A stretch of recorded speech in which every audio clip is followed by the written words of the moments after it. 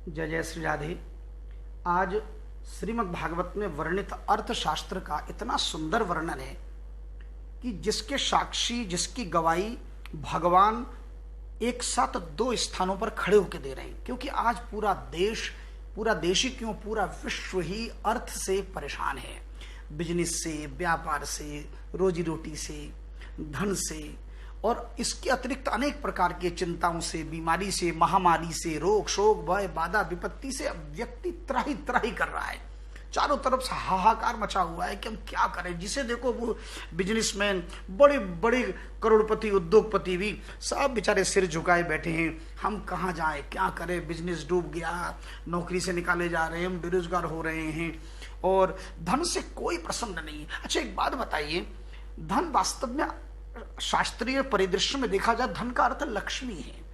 तो लक्ष्मी यदि किसी के घर में आए, आपके घर में कोई मेहमान आए और आप 24 घंटा उस मेहमान को दिख दिख के रोते रहो खाली, अरे भाई जब से तुम आए हो तब से तो हम बड़े दुखी हैं, कब जाओगे कब जाओगे हैं, या आ नहीं क्यों रहे हो, दोबारा आओ। इस प्रकार यदि किसी मेहमान को कब जाओगे कब आओगे अगर रोज रोज एक ही प्रसंग करेंगे तो क्या उस मेहमान को अच्छा लगेगा। उसी प्रकार लक्ष्मी भी धन है। उस लक्ष्मी को 24 घंटा कोसते रहोगे तो क्या वो लक्ष्मी प्रसन्न होती है। तो समस्या का समाधान श्रीमद् भागवत में इतना सुंदर किया गया है कि जिसके साक्षी भगवान स्वयं हैं। एक स्थान पर साक्षी के रूप में स्वयं श्री कृष्ण खड़े हैं और दूसरी तरफ साक्षी के रूप में वही भगवान एक अपने अलग पृथक स्वरूप में वामन भगवान के रूप में, उपेंद्र के रूप में भगवान खड़े हैं। दोनों जगह भगवान खड़े हैं और दोनों जगह इतना सुंदर अर्थशास्त्र। श्रीमद् भागवत में ऐसा कौन सा विषय है जिसका प्रतिपादन नहीं किया गया, चाहे वो भूगोल हो, चाहे इतिहास हो, चाहे राजनीति शास्त्र हो, चाहे भक्ति शास्त्र हो, चाहे ज्ञान हो, चाहे वैराग्य हो, चाहे अर्थशास्त्र हो, चाहे मनोविज्ञान हो। ब्रह्मांड का ऐसा कोई रहस्य नहीं जिसका निरूपण श्रीमद् भागवत में न किया गया हो। दो दृश्य कल्पना कीजिए, केवल मैं आपको सुना रहा हूं, आप नेत्र बंद करके केवल कल्पना कीजिए कि भारत का एक महापुरुष मृत्यु शैया पर लेटा है। नेत्र बंद करके आनंद लीजिए दृश्य का। महापुरुष अंतिम शैया पर लेटा है, उसके संपूर्ण शरीर के रोम रोम में अनंत बाण चुभे हैं, शरीर का एक एक बूंद रक्त बह गया है और शरीर पीड़ा से थर थर कांप रहा हो। उस विषम परिस्थिति में उनके समक्ष भगवान खड़े हैं, पांचों पांडव चरणों में खड़े हैं। और ये महापुरुष कोई साधारण महापुरुष नहीं है। संपूर्ण ब्रह्मांड को, तीनों लोक को तारने वाली मां भागीरथी गंगा के सुपुत्र हैं, पितामह भीष्म। और ब्रह्मांड का अकेला महापुरुष जिसे अपने ही पिता का ये वरदान प्राप्त है, इच्छा मृत्यु का। इतना बड़ा महापुरुष के मुख से यदि मृत्यु के निकट, आप कल्पना कीजिए, शरीर के रोम रोम में बाण चुभे हैं और सारा रक्त चला गया हो, शरीर दुर्बल हो गया हो, केवल वो तो वरदान प्राप्त है इसलिए जीवित हैं, अन्यथा प्राण कब छोड़ के चले जाते। ऐसा व्यक्ति के मुख से यदि कोई शब्द निकले तो उस शब्द की गरिमा, शब्द का मोल, उस शब्द का वजन कितना होना चाहिए। पर क्या हमने उनकी आज्ञा का पालन किया? उन्होंने पांडवों को मृत्युशैया पर लेटकर जो उपदेश दिया, 5 प्रकार के धर्म का निरूपण किया, उसमें से सबसे प्रथम धर्म का निरूपण किया दान धर्मान। मैं वो श्लोक एक बार दोहराना चाहता हूं कि दान धर्मान राज धर्मान मोक्ष धर्मान विभागशः स्त्री धर्मान भगवत धर्मान समासव्यासयोगतः। दान धर्मान, राज धर्मान, और दान धर्म का निरूपण, राज धर्म का निरूपण, मोक्ष धर्म का निरूपण, स्त्री धर्म का निरूपण और अंत में भगवत धर्म का निरूपण किया। 5 प्रकार के उन्होंने धर्म का निरूपण किया। आज मैं 4 धर्मों की बात नहीं करूंगा, केवल दान धर्म। ये दान धर्म का निरूपण क्यों किया? गृहस्थ आश्रम में रहकर कोई परिवार किस प्रकार कुशलता से, आर्थिक रूप से समृद्ध बन सकता है, वो धन का सदुपयोग कैसे करे। तो भीष्म जिस समय उपदेश कर रहे थे उस समय साक्षी के रूप में वहां खड़े थे कौन? पांडवों के पीछे खड़े थे भगवान श्री कृष्ण स्वयं खड़े थे। त्रिलोकीनाथ जगदीश्वर भगवान स्वयं खड़े हैं और पितामह भीष्म से कहलवा रहे हैं। कभी कभी भगवान स्वयं न बोल के अपने भक्तों से बुलवाते हैं। जैसे भगवत गीता में सुना होगा कि हे अर्जुन घोषणा कर दो कौन्तेय प्रतिजानीहि न मे भक्त प्रणश्यति। हे कुंती नंदन तुम घोषणा करो कि मेरा भक्त का कभी पतन नहीं होता। अर्जुन बोले मैं क्यों घोषणा करूं, तुम करो ना। बोले नहीं नहीं तुम करो, क्योंकि तुम मेरे भक्त हो, तुम मेरे अनन्य हो, तुम मेरे आश्रित हो, तुम मेरे शिष्य हो, तुम मेरे अनुगत हो। तुम करोगे तो तुम्हारी सुनेंगे। मेरे मुख से अगर होगा तो उसमें थोड़ी सी गड़बड़ी हो जाएगी, लोग समझ नहीं पाते। क्योंकि भगवान कृष्ण के मुख से जो शब्द निकले तो लोग प्रायः उनकी लीलाओं की नकल करने की चेष्टा करते हैं। भगवान का उपदेश को पालन करें, न कि लीलाओं का नकल करें। अब भगवान ने तो 101 फन के ऊपर नृत्य किया, तो क्या तुम कर सकते हो? भगवान ने 7 कोस का पहाड़ कनिष्ठ अंगुली पर उठा दिया, तुम 250 ग्राम का पत्थर उठा सकते हो? तो इसलिए भगवान की लीलाओं की नकल न करें। भगवान ने जो मुख से कहा केवल उसका पालन करें, उसका चिंतन करें, उसका मनन करें। इसलिए भक्ति के मुख से कहलवा रहे कि तू कह भाई, मैं कहूंगा तो कहीं लीला ना समझ बैठे लोग। इसलिए यहां पर पितामह भीष्म के मुख से कहलवा रहे हैं कि दान धर्म, यदि प्रत्येक गृहस्थी दान धर्म का पालन करे, जो भी आपकी इनकम हो, आप महीने में कुछ तो कमाते हो ना। अरे महीने में आजकल कम से कम भी, अरे मनरेगा वालों को भी प्रतिदिन 500 रुपए की दिहाड़ी मिलती होगी, तो महीने में 15,000 कमाते होंगे। तो अगर 10,000 भी कोई कमा रहा है तो 10% अलग कर दो। ये 10% ही धर्म का पालन है। हम जो कमा के पूरे पर कुंडली मार के बैठ जाते हैं, अगर आप 10,000 कमाते हैं तो दशांश कितना हुआ? 1,000 रुपया। वो 1,000 रुपया धर्म रक्षा फंड में रख दो। अगर हम इसको अंग्रेजी का छोटा सा शब्द दे सकें, धर्म रक्षा, DR फंड माने F, इसको DRF बोल दो, जिससे कि बोलने में थोड़ा सुविधा रहे। अगर आप 10% DRF अलग कर दो, अलग करने से अहंकार नहीं होगा कि मैं दानी हूं, मैं दान कर रहा हूं। आप एक महीने में 1,000, 12 महीने में कितने हो गए आपके पास? एक वर्ष में 12,000 रुपए का DRF जमा हो गया भगवान के नाम का।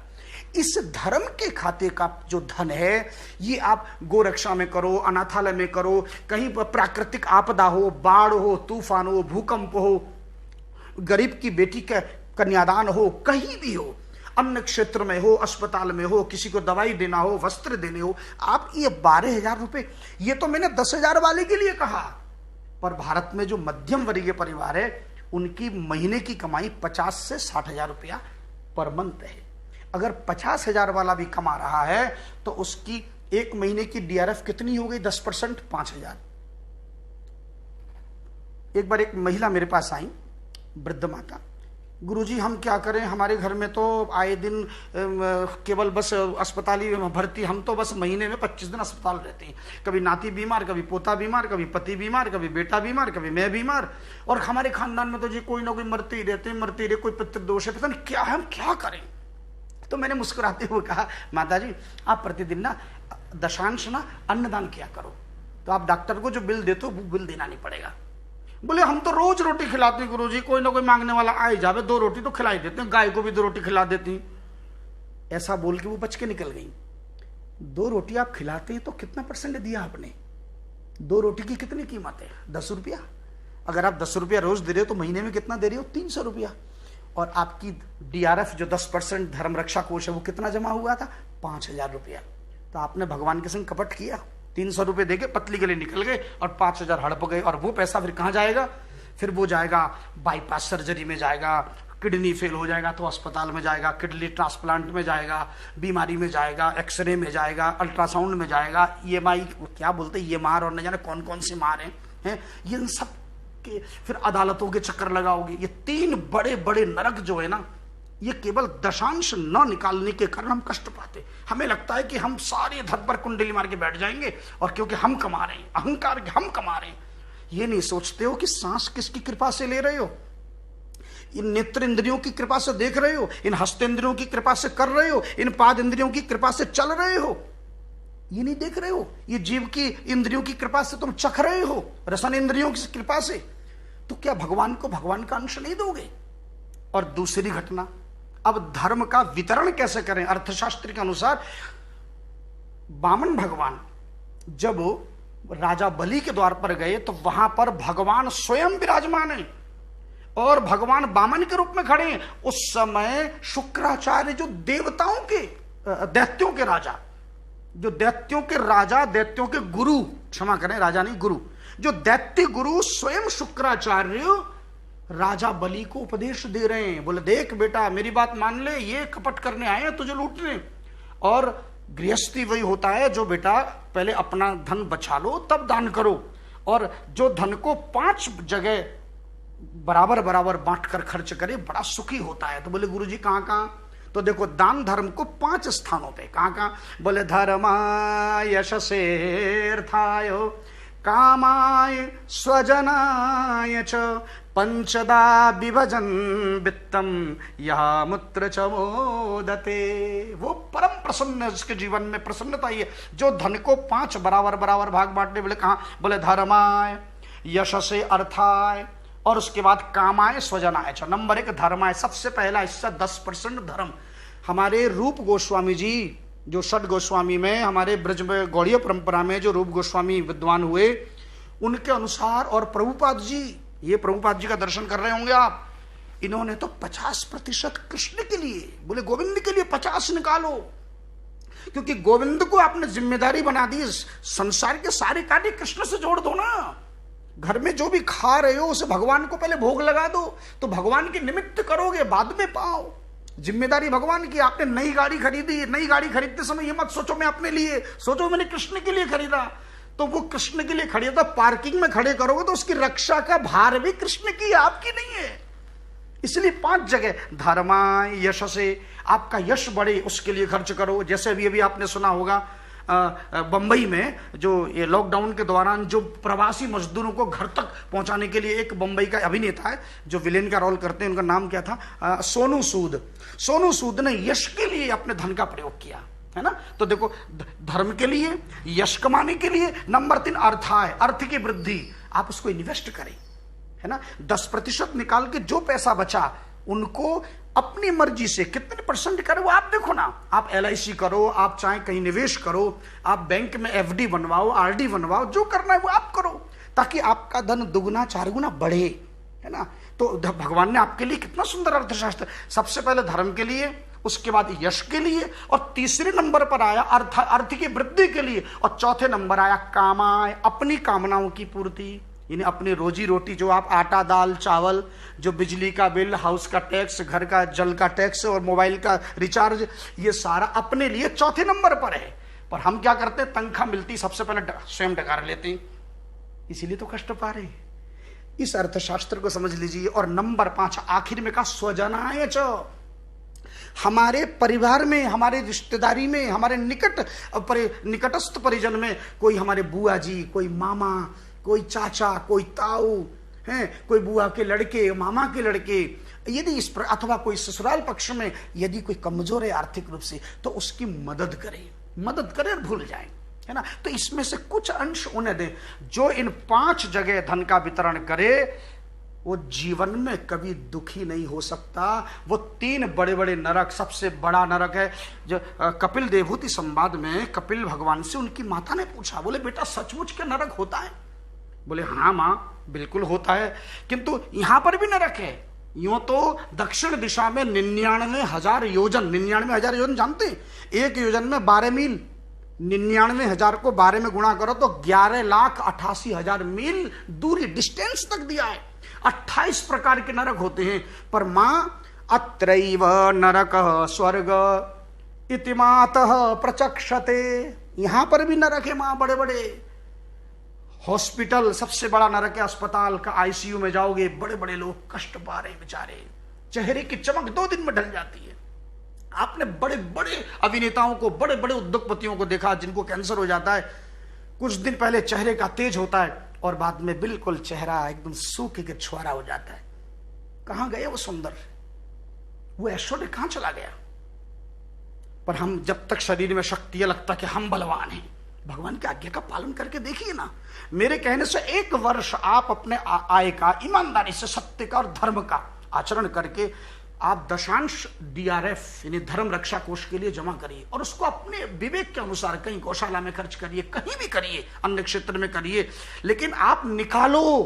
उस दशांश को खर्च करोगे तो कष्ट पाओगे। दूसरा बड़ा नरक है थाना, कोर्ट, कचहरी, ये दूसरा नरक है।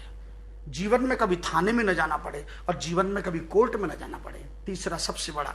तो ये 3 नरक से आप तब बचोगे। देखो वाल्मीकि रामायण में एक बड़ा मधुर श्लोक है कि सर्वे क्षयांता निचया पतनांता समोश्रया संयोगा विप्रयोगांता मरणांतम ही जीवितम। कि सर्वे क्षयांता निचय, कहते हैं संसार में सब कुछ कितना भी सही आप संचय करो एक दिन क्षय हो जाएगा। पतनांत सम, आप कितने भी ऊपर आसीन हो जाओ एक दिन नीचे पतन होगा, गिरना पड़ेगा। संयोगा विप्रयोगांता, संयोग है तो एक दिन वियोग बिछोड़ना पड़ेगा, और जीवन है तो एक दिन उसका अंत होगा मरण के रूप में। लेकिन एक धन ऐसा है जिसका कभी अंत नहीं होगा, वो है नाम धन। कहते एक मित्र सो रहा था तो दूसरा मित्र देखा 2-3 दिन से सो रहा, दरवाजा नहीं खुल रहा है, तो दरवाजा खटखटा, आवाज नहीं आई, तो सोचा पता नहीं क्या, तो वो खिड़की में से देखा तो थोड़ा खिड़की का जंगला जो है वो खुला था, वो खिड़की खुली होने के कारण अंदर आया, आके देखा तो उसका मित्र बीमार था, मूर्छित था। पानी का छिड़क दिया और उसको जल छिड़क दिया, दवाई कराई, साफ सफाई किया, 2-3 दिन सेवा करी, उठ के बैठ गया। तो जिस प्रकार से खुली खिड़की में से मित्र आया, उसी प्रकार श्री कृष्ण भी जो भगवान की भक्ति करते हैं, उनके नाम का आश्रय लेते हैं, उनकी आज्ञा का पालन करते हैं। तो भागवत में कहा कि प्रविष्ट कर्णरंध्रेण स्वानाम भाव सरोरुहम धुनोति शमलम कृष्ण सलिलस्य यथा शरद। क्या कह रहे हैं कि प्रविष्ट कर्णरंध्रेण स्वानाम भाव से, जिनका हृदय भावनाओं से परिपूर्ण है, भगवान के प्रति भक्ति भाव से, प्रेम से परिपूर्ण है, भगवान उनके कान रूपी खिड़की से प्रविष्ट होते हैं कथा के रूप में, और उनके हृदय में जाके बैठ जाते हैं आलती बालती मार के, और वहां बैठकर धुनोती शमलम कृष्ण, उसके भीतर बैठकर उसके जितने भी रोग शोक भय बाधा उसके चित्त को बिल्कुल निर्मल बना देते। सलिलस्य यथा शरद, जैसे शरद ऋतु में जल का मैल धुल जाता है और बिल्कुल निर्मल जल बहने लगता है।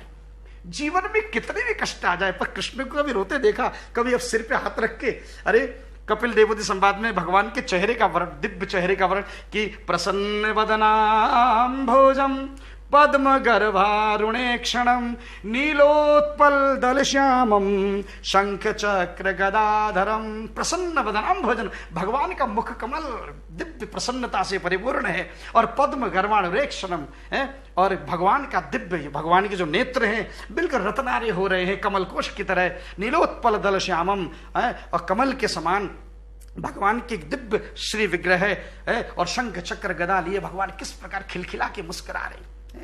तो ये जो भगवान की मुस्कुराहट उन भक्तों को प्राप्त हो जाती है जो हरिनाम के द्वारा, नाम जप के द्वारा। तो केवल नाम जप नहीं, तथैव चरितम क्वचित, आचरण भी करना है। तो नाम जप भी करें, और ये जो श्लोक मैंने अर्थशास्त्र बताया आप इसका पालन करें, निश्चित रूप से आप धन से समृद्ध होंगे। जय जय श्री राधे।